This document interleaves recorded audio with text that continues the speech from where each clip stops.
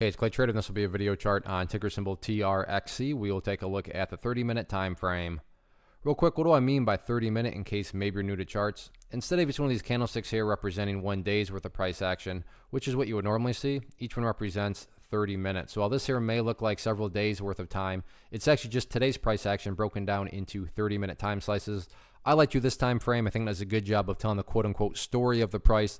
And this situation makes mapping out a very logical question quite straightforward. And that question revolves around the fact that today was a very, very nice move. I mean, when you consider where the price was going into the day until where it ultimately closed, I think any rational person would say, yeah, this was a nice move on the bull's part. But that does lead to the very valid question of, but is there any sort of true power behind this price movement? Is there any sort of genuine strength?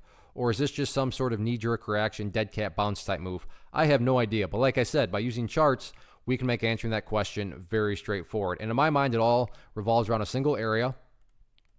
And that is down here at, what is that? 66, let's call it 65 cents. Why is 65 cents so important? Well, hopefully we can all agree on the logic that price movements with genuine power, with true strength, the price is going to progress forward. The price is not going to go back to where it was. I'm assuming you're saying, hey, thanks, Captain Obvious. Of course, if a price movement is truly strong, it's not going to go back to where it was. That would be a contradiction. Exactly. So with that in mind, think about 65 cents. Any sort of closes below it, or worse yet, the price separates to the downside. What would that be doing to the price? That would literally be putting the price back inside of this range where it already was. Again, going back, not a sign of true strength. Not saying this will happen, but let's just pretend there's a pretty drastic pullback and the price does something like this. Even after a drastic pullback like that, what would you still have? Well, you'd have a set of lows right here. You'd have a set of lows down there. If you picture each one of those as stair steps, well, hey, the stair steps are still progressing in the upwards direction. And again, that's the name of the game. That's what a truly strong move is going to do. It's going to make progress over time.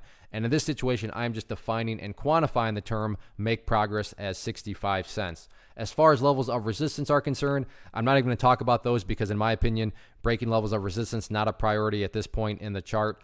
Top priority right now is going through healthy consolidation and building those higher bases, because as long as higher bases are being built over time, the long-term chart will take care of itself, which includes breaking areas of resistance. So nice way to end the week. We'll see what the bulls can do with it next week.